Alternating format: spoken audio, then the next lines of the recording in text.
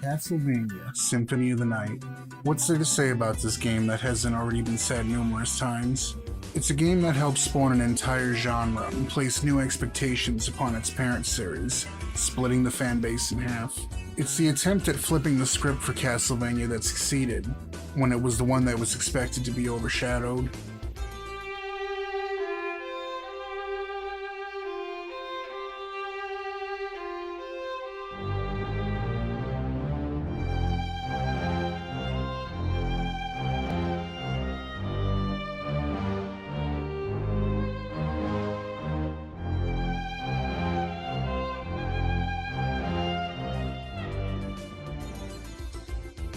It's a game that showed the full 2D potential of a primarily 3D console at a time when polygons were first catching on and being pushed heavily, and it's one of my favorite games of all time. Definitely in the top 3. But before we go any further, I'm being told that I'm supposed to insert a call to action into my video content, so be sure to subscribe to the channel, click the bell icon, like the video before you've even watched it long enough to form an opinion on it, and leave a comment below to give thanks to our supreme leader for his most holy content curation. If you don't, they'll kill me. So why is this game so cool?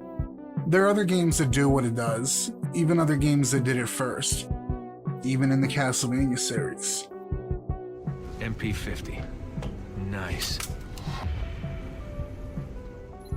What elevates SOTN to that game we always talk about above its contemporaries?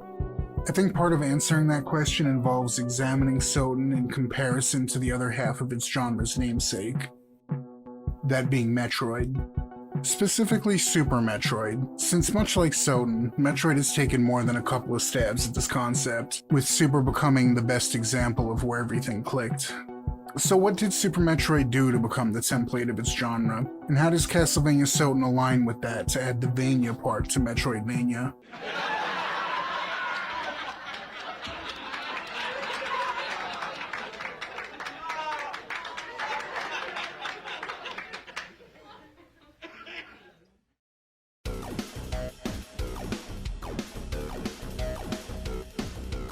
Let's look at how Super Metroid handles exploration of its map.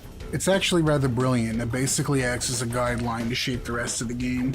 Upon first inspection, things seem pretty linear, with the game railroading you into where you need to be by locking everything else off. Then as you begin getting upgrades, you have more options to explore. It starts out small, giving you a few doors that can now be opened and allowing you to check them out in whatever order you like, while still funneling you into the next area they want you to be in. But the more upgrades you collect, the broader the scope becomes. The game begins to operate in a system where you can see things that you can't access yet. You make a mental note of them, and then after unlocking a new upgrade, you naturally want to backtrack and see what that new upgrade can help you access. This actually works instead of being a big, annoying, massive frustration, because your upgrades aren't merely keys to open new doors. Each upgrade in Super Metroid not only allows access to new areas to explore, but does so by enhancing your character's base movement and combat abilities. Every time you go through a room to backtrack, you're going through that room differently. Coupling this with really good map design, and you have a game where backtracking doesn't actually feel like backtracking, so much as exploring an old area with new methods.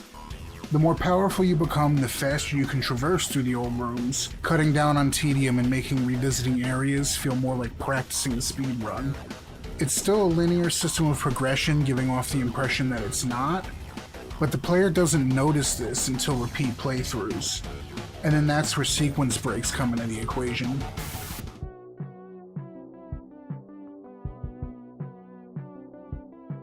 The great thing about tying progression to mobility upgrades instead of locked doors and keys is that with player skill and ingenuity, possibly built up by first playing the game through with its intended route, the linearity becomes more of a suggestion. With map familiarity, The player can come up with all sorts of ways to play off of the intended path and create routes of their own to complete the game, either to challenge themselves to playing harder areas out of order, or to cheat and unlock things early, making their entire experience rather customizable. And something that complements this and makes me believe that this was always intentional is that you start the game with some fantastic tools for sequence breaking. All they ask from you is some practice. That means you can start poking around for sequence breaks almost as soon as the game starts. When you've gone through the game as intended, and when you've explored all the different ways to manipulate your path through the game, a third layer unveils itself in speedrunning. Planning the fastest route through the map and combining that with high-level execution of techniques to efficiently move through each room, balancing player ability against skipping upgrades to save time. It's a rather fantastic approach to game design, easing the player in and not letting them get too lost while still giving them a feeling of freedom, then encouraging them to embrace that freedom and find their own fun on repeat playthroughs. And I gotta say it again, this all works so wonderfully due to Super Metroid having an excellently designed map. Open world isn't always about having a huge flat canvas with a checklist full of shit to knock off dumped in your lap. Sometimes it's about considering replay value of a more carefully crafted environment. You guys still with me? I've only been rambling for like 6 minutes so far. Now all of that describes what makes Super Metroid such a good Metroidvania and worthy of being half of the namesake of the entire genre. But there are plenty of other games that are considered Metroidvanias who all have their own interpretation of that formula. Some do things better than others, but also Metroidvania is a nonsense made-up genre name, much like survival horror, that doesn't really have any clean-cut rules of inclusion. The line gets very blurry because nobody can provide a clear definition on what a Metroidvania actually is. But what's the alternative? We call them something like an exploratory stat and gear-based action-adventure game with RPG mechanics? The best we could really do is say that a game feels like a Metroidvania based on some arbitrary list of expectations. What are those expectations? Hell if I know. Other than saying it's kind of like Metroid, everyone seems to apply their own biases. There are some games that just are Metroidvania, either because they claim to be without defining their own qualifications, or because we ourselves gave them that label despite not having a defined list of qualifications to go off of. We're starting to get into the broader topic of the genre itself when we were supposed to be focusing on Super Metroid, so let's bring it all back around and stay on topic here. So as I've said, we can gather from Metroid's example that to exist in this bullshit made-up genre, we at least have to have characters who improve over the course of the game, and a semi-wide, non-linear approach to progression. Actually shit, I was supposed to be talking about Castlevania SOTN this whole time. Okay, we look at Super Metroid as the shining example of the formula perfected. And then we turn our gaze to Castlevania SOTN, which teaches us that a strict adherence to Super Metroid's example can still have its own ideas and interpretations of the imaginary rules. Before SOTN, the conversation was entirely about the Metroid games, and some other games that are kinda like them, incidentally. But after SOTN, it was all about purposely attempting to emulate Metroid, but without just copying their homework. There was a newfound intentionality on display.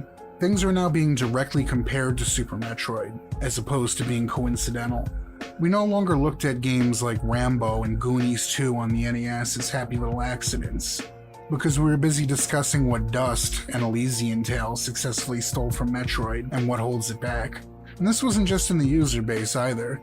This was now an intentional part of the game design process. No longer were developers setting out to make an exploratory stat and gear-based action-adventure game with RPG mechanics that might be kind of like Metroid. Now they were setting out to make Metroid, because Metroid wasn't just a competitor's product anymore. It was an entire genre. And we have Castlevania SOTN to thank for that, for better or for worse.